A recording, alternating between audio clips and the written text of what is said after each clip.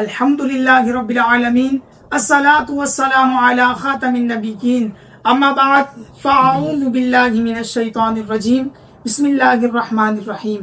हाज़रीन महफिल, नाज़रीन महफिल, अस्सलामु अलैकुम व रहमतुल्लाहि व बरकातुहू।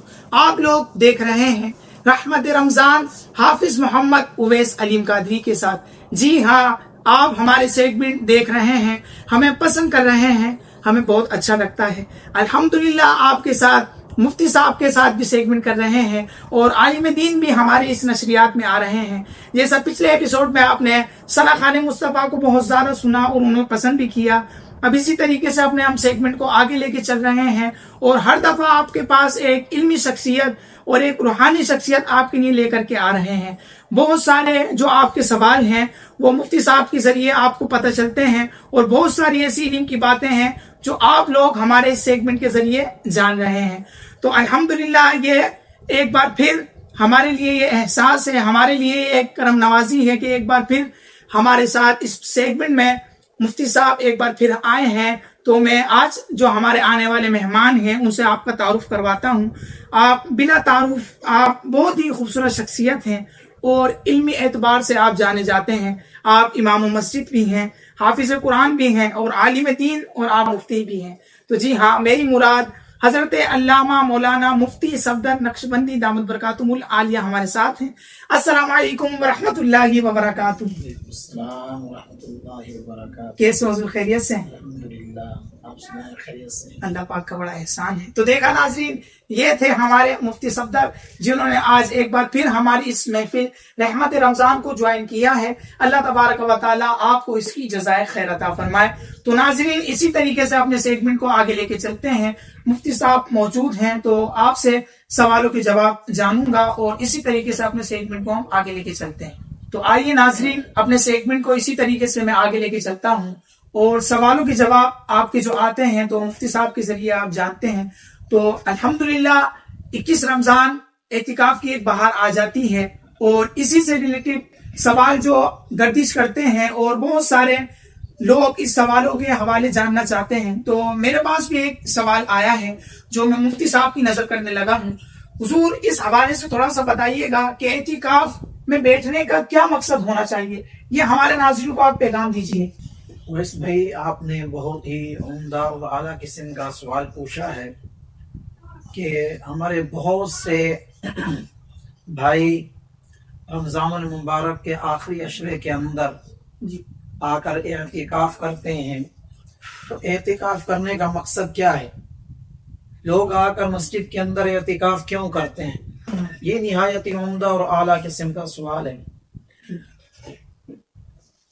देखें, एतिकाफ करने का जो सबसे पहला मकसद इंसान का होना चाहिए वो ये है कि इंसान अल्लाह तबारक व तआला के घर के अंदर आ गया है जी, और आने के साथ ही गोया कि उसने आकर अल्लाह तबारक व तआला के घर में आकर धरना दे दिया है। और मकसद ये है, इलाहुल आलमीन या रब्बल आलमीन, तूने अपने घर के अंदर मुझे बुला लिया है, अब उस वक़्त तक तेरे घर से बाहर नहीं निकलूंगा जब तक कि तू मेरे तमाम के तमाम गुनाहों को माफ नहीं कर देता। क्या बात। जब भी मुतकिफ आकर अल्लाह के घर में बैठता है, खूब रो रो कर गिड़गिड़ा कर दुआएं मांगता है, अल्लाह तबारक व तआला से इल्तिजाएं करता है और एक तरह का धरना देकर बैठता है। तो जैसे ही उसके आंखों से जो है वो आंसू का कोई कतरा टपकता है, अल्लाह तबारक व तआला इसके सदक़े में उसके तमाम के तमाम गुनाहों को माफ फरमा देता है। एतिकाफ का सबसे पहला मकसद अपने गुनाहों की बख्शिश है, अपने गुनाहों की बख्शिश तलब करना है। और दूसरा मकसद एतिकाफ का वो ये है कि एतिकाफ में बैठने वाले हर शख्स का ये मकसद होता है अल्लाह तबारक व तआला हमें शब कदर अता फरमा दे। क्योंकि हुजूर अलैहिस्सलातु वस्सलाम भी हर साल एतिकाफ फरमाया करते थे और आका अलैहिस्सलातु वस्सलाम ने एतिकाफ का एक मकसद ये भी बयान फरमाया है, चूंकि शब कदर ये ताक रातों में से किसी एक रात के अंदर जरूर होती है اور جب بھی کسی معتکف کو یا کسی بھی مسلمان کو شب قدر نصیب ہو جاتی ہے اور شب قدر کے اندر وہ عبادت و ریاضت کرتا ہے، اللہ تبارک و تعالی اس رات کے اندر عبادت و ریاضت کرنے کی وجہ سے اسے 1000 مہینوں سے بھی زیادہ ثواب عطا فرما دیتا ہے۔ تو کم وقت کے اندر یہ اتنا زیادہ ثواب جو ہے وہ معتکف لے کر جاتا ہے جس کا جو ہے وہ کوئی اندازہ نہیں لگا سکتا۔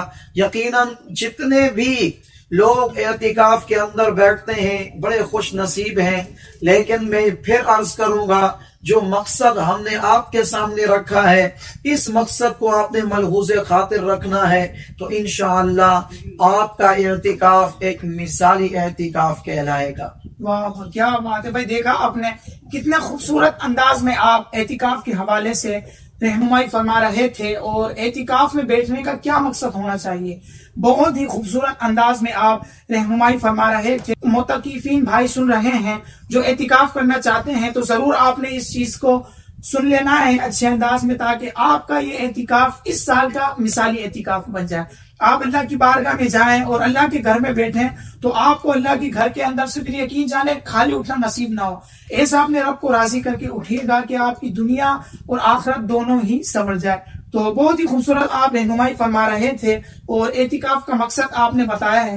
حضور جیسا آپ نے اعتکاف میں بیٹھنے کا مقصد بتایا ہے تو میں اسی میں ایک اور سوال ایڈ کرنا چاہوں گا، اس کے اندر یہ بھی تھوڑا سا ارشاد فرمائیے کہ اعتکاف میں بیٹھنے کی فضیلت کیا ہے۔ بہت سارے لوگ ایسے ہیں جن کو اس بارے میں نہیں پتا، وہ بس بولتے ہیں کہ اعتکاف 10 دن بیٹھ کر مسجد میں ادھر کھانا پینا کرنا ہے، سونا ہے، یہ سب ان کے ذہن میں یہی ہوتا ہے۔ تو میں چاہتا ہوں کہ اس کی فضیلت بھی ہمارے ناظرین کو تھوڑی سی پتہ چل جائے۔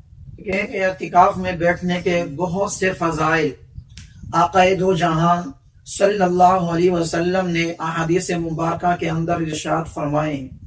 حضرت سیدنا امام حسین رضی اللہ تعالی عنہ سے روایت ہے، آپ فرماتے ہیں کہ آقا دو جہاں صلی اللہ علیہ وسلم نے ارشاد فرمایا، جو شخص رمضان المبارک کے آخری عشرے میں اعتکاف کرتا ہے اللہ تبارک و تعالی اسے کامل 2 حج اور 2 عمرے کا ثواب عطا فرماتا ہے۔ کتنے ہی خوش نصیب ہیں وہ ہمارے بھائی جو رمضان کے آخری عشرے میں اعتکاف کرتے ہیں، اللہ تبارک و تعالی اس عبادت کے صدقے میں انہیں کامل 2 حج اور 2 عمرے کے ثواب بھی عطا فرما دیتا ہے۔ حضرات محترم، اسی طرح ایک اور حدیث مبارکہ کے اندر آقا علیہ السلام نے ارشاد فرمایا کہ جو شخص اللہ تبارک و تعالی کی رضا کے لیے، اللہ تبارک و تعالی کا قرب حاصل کرنے کے لیے اللہ کے گھر میں آ کر اعتکاف کرتا ہے، اللہ تبارک و تعالی اسے جہنم سے اتنا دور فرما دیتا ہے جتنے 3 خندقوں کے درمیان جو ہے وہ فاصلہ ہوتا ہے۔ فرمایا ایک خندق کا فاصلہ اتنا ہے جتنا زمین و آسمان کے درمیان میں ہے۔ تو اعتکاف کرنے والا جہنم سے بہت دوری پر چلا جاتا ہے۔ تو اعتکاف کریے اور ان تمام کے تمام فضیلتوں کو آپ حاصل کیجئے۔ یقیناً ہم میں سے ہر شخص وہ خوش نصیب ہوگا جسے اللہ تبارک و تعالی اس سال اعتکاف کی سعادت عطا فرمائے گا۔ واہ واہ سبحان اللہ، کیا بات ہے۔ دیکھا ناظرین کس طریقے سے آپ نے اعتکاف میں بیٹھنے کی فضیلت آپ نے سنی کہ کس طریقے سے حج اور مقبول عمرے کا ثواب اللہ تبارک و تعالی عطا فرماتا ہے۔ تو آپ ضرور اس کو فائدے کو اٹھائیے گا اور ضرور آپ نے اعتکاف کرنا ہے تاکہ اس کی برکتیں آپ کو سالہ سال ملتی رہیں۔ اور الحمدللہ جتنے ہمیں لوگ دیکھ رہے ہیں، سن رہے ہیں، اگر آپ کے ذہن میں بھی کوئی ایسا سوال ہے جو آپ جاننا چاہتے ہیں تو الحمدللہ مفتی صاحب ہمارے ساتھ حاضر ہوتے ہیں، تو ان کے ذریعے آپ کے سوالوں کے جواب ہم آپ تک پہنچائیں گے۔ اور بالخصوص جتنے بھی ہمارے چینل پہ نئے آنے والے لوگ ہیں تو ان لوگوں کو بھی میں خوش آمدید کہتا ہوں۔ بالخصوص آپ لوگ ہمارے چینل پہ جو نئے ہیں ہمارے چینل کو آپ سبسکرائب کریں تاکہ ہر آنے والی ویڈیو آپ تک بآسانی پہنچ سکے اور ایسی علم کی معلومات آپ کو بآسانی ملتی رہے۔ تو الحمدللہ ہمارے ساتھ مفتی صفدر صاحب موجود ہیں، بڑی خوبصورت آپ گفتگو فرما رہے تھے۔ حضور میں چاہوں گا کہ اعتکاف کے حوالے سے تو ہو گیا ہمارا، تو میں چاہوں گا اس کے اندر ایک سوال ایڈ کرتا ہوں کیونکہ 21 رمضان المبارک مولا علی کرم اللہ تعالی وجہ الکریم کا شہادت کا دن ہے، آپ کا یوم وصال ہے، یعنی آپ کا اس حوالے سے میں چاہوں گا کہ مولا علی کرم اللہ وجہ الکریم کی سیرت کے حوالے سے ہمارے ناظرین کو کچھ بتایا. کہ حضرت سیدنا علی المرتضی کرم اللہ وجہ الکریم آپ اہل بیت اطہار کی جان ہیں. آقا دو جہاں صلی اللہ علیہ وسلم حضرت سیدنا علی المرتضی رضی اللہ تعالی عنہ سے بے انتہا پیار فرمایا کرتے. حضور علیہ الصلوۃ والسلام نے اپنی امت کو بھی اور اپنے آپ سے پیار کرنے والوں کو بھی یہ ارشاد فرمایا کہ علی یہ مجھ سے ہے اور میں علی سے ہوں. آقا دو جہاں صلی اللہ علیہ وسلم نے حضرت علی رضی اللہ تعالی عنہ کے پیار و محبت کے متعلق ارشاد فرمایا کہ لا يحب علیٰ منافق ولا يبغضه مؤمن. فرمایا کہ کوئی منافق علی سے پیار نہیں کر سکتا اور کوئی بھی مومن علی سے بغض نہیں رکھ سکتا. یقیناً جو اہل ایمان ہیں، جو مومن ہیں، وہ حضرت علی رضی اللہ تعالی عنہ سے بے انتہا پیار کرتے ہیں، اپنی محبت کی انتہا کر دیتے ہیں. اور یہاں یہ بات بھی یاد رکھیے گا، یہاں بعض لوگ اس حدیث مبارکہ کی غلط تشریح بھی جو ہے وہ کرتے ہیں کہ اس سے مراد، منافق سے مراد وہ ہے جس کے دل میں حضرت علی رضی اللہ تعالی عنہ کا پیار اور محبت نہ ہو. یاد رکھیں، بعض لوگ فقط حضرت علی رضی اللہ تعالی عنہ کی محبت کی آڑ میں دیگر معاذ اللہ صحابہ کرام علیہم رضوان پر سب و شتم کرتے ہیں، تو ہم ان میں سے نہیں ہیں. الحمدللہ ہم تمام کے تمام صحابہ کرام علیہم رضوان سے پیار کرنے والے حضرت ابو بکر صدیق، حضرت عمر، حضرت عثمان غنی، حضرت علی کرم اللہ وجہ الکریم رضوان اللہ تعالی علیہ مجمعین، ہم تمام ہی سے پیار کرنے والے ہیں. لیکن یہ ان کی اپنی خاص شان ہے کہ حضور نے فرمایا کوئی بھی منافق علی سے پیار نہیں کر سکتا اور کوئی مومن علی سے بغض نہیں رکھتا. الحمدللہ جتنے بھی سنی ہیں وہ اپنی جان سے بڑھ کر حضرت علی رضی اللہ تعالی عنہ سے پیار کرنے والے ہیں.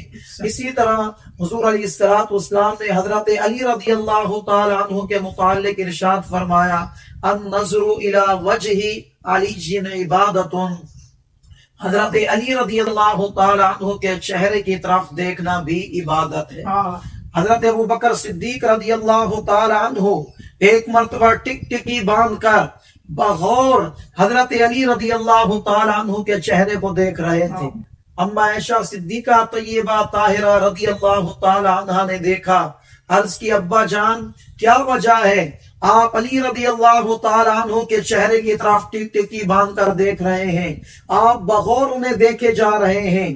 حضرت ابو بکر صدیق رضی اللہ تعالی عنہ نے بہت ہی پیارا جواب ارشاد فرمایا میری پیاری بیٹی، میں نے خود حضور علیہ الصلوۃ والسلام کو یہ فرماتے ہوئے سنا النظر الی وجہ علی عبادۃ.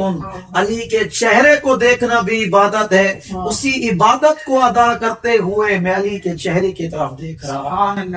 حضرات محترم، حضرت علی رضی اللہ تعالی عنہ بڑی شان کے مالک ہیں. اللہ تبارک و تعالی نے بڑی بڑی انہیں خصوصیات عطا فرمائی تھی.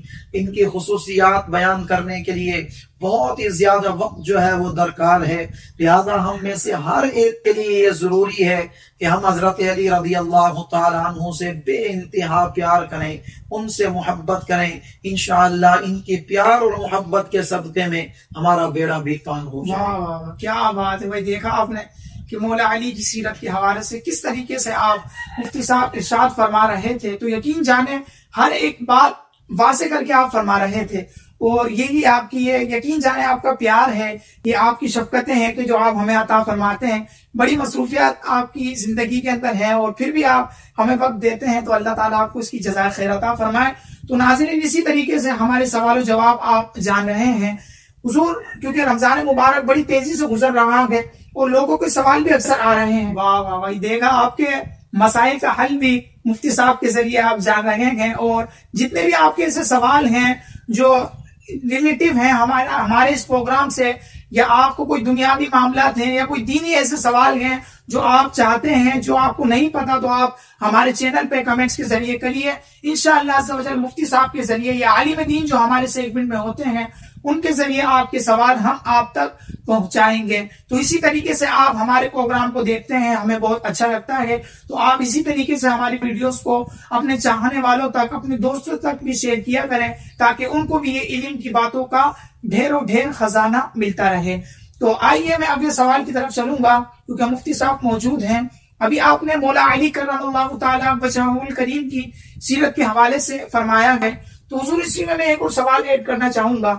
ہم نے دیکھا گیا کہ آپ مولا علی کو شیر خدا کیوں کہتے ہیں، اس پہ تھوڑی سی وضاحت ہو جائے کیونکہ بہت سارے لوگوں کے اس کے اوپر شک و شبہات ہیں. لوگ اپنے اپنے طریقے سے، کوئی کہتے ہیں ایسا نہیں کہنا چاہیے، کوئی کچھ کہتا ہے. تو یہ بات سے آپ فرما دیجئے کہ آپ کو شیر خدا کیوں کہا جاتا ہے.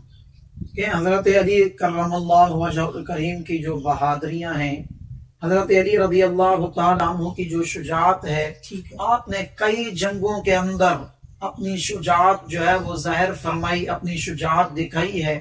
تو انہی جنگوں میں سے غزوہ خیبر کے موقع پر آپ نے جب ملحب نامی پہلوان کو قتل کیا اور خیبر کا دروازہ آپ نے ایک ہاتھ سے جو ہے وہ کھیڑ دیا، تو اس موقع پر آقا دو جہاں صلی اللہ علیہ وسلم نے آپ کو اسد اللہ یعنی اللہ تبارک و تعالی کا شیر کا لقب عطا فرمایا. تو اسی کے مناسبت سے حضرت علی رضی اللہ تعالیٰ عنہ کو شیر خدا کہا جاتا ہے، یعنی اللہ تبارک و تعالی کا شیر.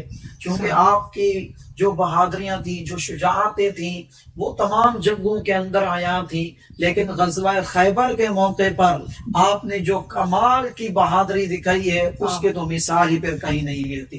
اسی موقع پر آپ کو یہ لقب جو ہے وہ عطا فرمایا گیا، اسد اللہ، یعنی یہ اللہ تبارک و تعالیٰ کے شیر ہیں. واہ واہ واہ. دیکھا ناظرین، تو آپ کے سوالوں کے جواب آپ تک بڑی آسانی سے پہنچ رہے ہیں اور آپ کے شک و شبہات بھی الحمدللہ دور ہو رہے ہوں گے.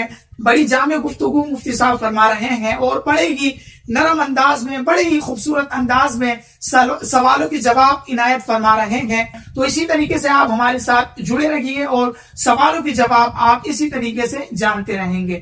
تو اگلا سوال میں چلتا ہوں، لے کے بڑا ہی خوبصورت سوال ہے کیونکہ آج کل ہمارے معاشرے میں اگر حضور دیکھا جائے نا تو بڑے معاملات ہیں. شادی ہونے کے بعد اللہ اکبر ایسی معاملات آ جاتے ہیں کہ بھائی 1 مہینہ ہوا شادی، وہ الگ کھانا پکانے لگ گئے. تو اس طریقے کے معاملات ہیں. کوئی گھر سے اپنے یعنی شوہر اور بیوی الگ علیحدہ ہو جاتے ہیں گھر سے، تو والدین کو الگ چھوڑ جاتے ہیں. وہ طرح طرح کے معاملات ہیں. تو اس میں سوال جاننا چاہوں گا تاکہ ہمارے ناظرین کو بھی اس میں ایک شعور مل جائے، ان کو بھی اس حوالے سے پتہ چل جائے کہ حضرت علی اور فاطمہ الزہرا رضی اللہ تعالیٰ عنہا کا رہنے کا انداز کیا تھا. تو یہ اس کے حوالے سے تھوڑا سا بتائیں تاکہ ہمارے ناظرین کو بھی پتہ چل جائے. کہ حضرت علی اور حضرت فاطمہ الزہرا رضی اللہ تعالی عنہا، ان دونوں کی جو ازدواجی زندگی ہے، جو ان کے ازدواجی زندگی کے جو معاملات ہیں، میں سمجھتا ہوں دنیا بھر کے تمام مسلمانوں کے لیے یہ مشعل راہ ہیں. اگر کوئی بھی شخص اپنی ازدواجی زندگی کو مشعل راہ بنانا چاہتا ہے، پوری دنیا والوں کے لیے ایک مثالی زندگی بنانا چاہتا ہے، تو میں ان سے یہی کہوں گا کہ وہ حضرت علی اور حضرت فاطمہ الزہرا رضی اللہ تعالی عنہا ان دونوں کے ازدواجی زندگی کو پڑھیں. دیکھیں کہ انہوں نے اپنی ازدواجی زندگی کس طرح سے گزاری ہے، کیسے کیسے معاملات تھے. چنانچہ روایات کے اندر آتا ہے ایک مرتبہ حضرت علی رضی اللہ تعالی عنہ آپ تشریف لائے، آ کر حضرت فاطمہ الزہرا رضی اللہ تعالی عنہا سے کچھ کھانے کے لیے مانگا. صحیح. حضرت فاطمہ الزہرا رضی اللہ تعالی عنہا نے عرض کیا، یا امیر المؤمنین، اے علی المرتضیٰ، میرے گھر میں تو اس وقت کھانے پینے کو کوئی چیز موجود نہیں ہے. ٹھیک ہے.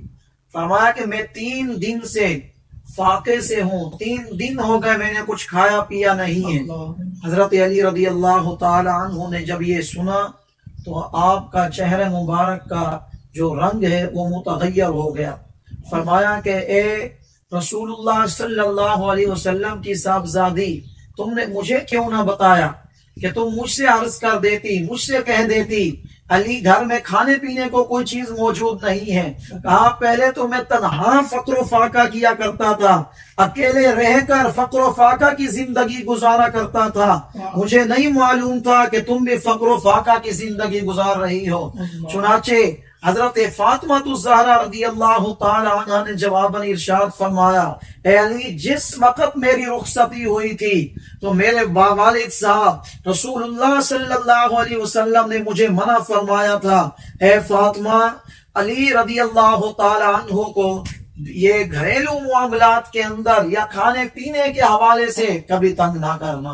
تو اس لیے 3 دن ہو گئے فقر و فاقہ کی زندگی گزار رہی ہوں، لیکن اس حوالے سے میں نے آپ کو کوئی بات عرض نہیں کی. تو حضرات محترم دیکھیں آج ہمارے گھروں کے اندر رہن سہن کا کیا انداز ہے. اگر عورت کو تھوڑے بہت جو ہے وہ مشکل درپیش آ جائے، شوہر کی تنخواہ کم ہو یا اس کی جاب چھوٹ جائے یا کوئی اور معاملہ ہو جائے، عورتیں جو ہے اس شوہر کا گھر چھوڑ کر فوراً اپنے میکے کا جو ہے وہ رخ کر لیتی ہیں.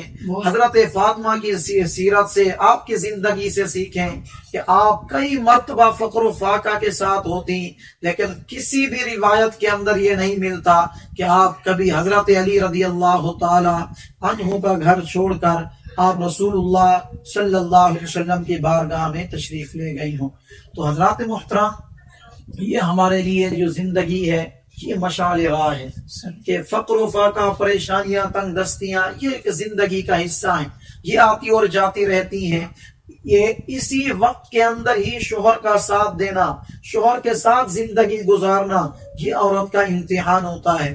جہاں اللہ تعالیٰ نے آج آپ کو پریشانی دکھائی ہے، اگر آپ نے اس پریشانی والے وقت میں، مشکل وقت کے اندر شوہر کے ساتھ آپ کھڑی رہی تو یقین جانیے اللہ تبارک و تعالیٰ آپ کی زندگی میں آسانی والے دن بھی ضرور لائے گا. آپ کی زندگی میں ایسی آسانی آئے گی، پھر آپ کے زندگی میں سوائے خوشیوں کے، سوائے مسرتوں کے پھر اور کوئی چیز نہیں ہوگی. حضرات محترم یہ حضرت فاطمہ الزہرا رضی اللہ تعالیٰ عنہ کی سیرت سے ہمیں سبق ملتا ہے کہ شوہر کا ساتھ عورت کبھی بھی نہ چھوڑے، ہمیشہ اس کے ساتھ رہے، چاہے وہ خوشی ہو یا غمی ہو، تنگ دستی ہو یا آسانی ہو، ہر حالت میں جو عورت شوہر کا ساتھ دیتی ہے وہ دنیا اور آخرت میں کامیابی کی منازل جو ہے وہ ہمیشہ طے کرتی رہے. دیکھا ناظرین آپ نے کس طریقے سے آپ رہنمائی فرما رہے تھے اور بہت ہی آپ نے علم کے موتی عطا فرمائے ہیں. آپ نے بہت ساری چیزیں واضح کر کے بتائی ہیں تو جس کو آپ بآسانی سن رہے ہوں گے اور سمجھ بھی رہے ہوں گے. تو الحمدللہ دیگر مفتی صاحب اور دیگر عالم دین جو آ رہے ہیں بڑے خوبصورت انداز میں رہنمائی فرما رہے ہیں. یکم رمضان سے لے کر آپ کے ساتھ کنٹینیو ہم چل رہے ہیں اور آپ ہمارے اس سیگمنٹ کو بہت زیادہ پسند کر رہے ہیں، تو اسی طریقے سے آپ دیکھتے رہیے گا. تو بالخصوص اپنے سیگمنٹ کو اب میں اختتام کی طرف لے کے چلتا ہوں. میں بالخصوص اپنے مہمان خصوصی مفتی صفدر صاحب کا بے حد شکر گزار ہوں کہ آپ نے ایک بار پھر ہمارے اس سیگمنٹ کو رونق بخشی ہے. اللہ تبارک و تعالیٰ آپ کو اس کی جزائے خیر عطا فرمائے. تو جتنے لوگ بھی ہمیں سن رہے ہیں، دیکھ رہے ہیں، تو آپ کے جو سوال ہیں آپ ہم تک پہنچائیے، انشاءاللہ آپ کے سوالوں کے جواب آپ تک پہنچائیں گے. اب آخری میں آپ کے میزبان کو آپ اجازت دیجیے، آپ کا میزبان حافظ محمد اویس علی القادری. ملتے ہیں ایک نئے ایپیسوڈ کے ساتھ. السلام علیکم ورحمۃ اللہ وبرکاتہ.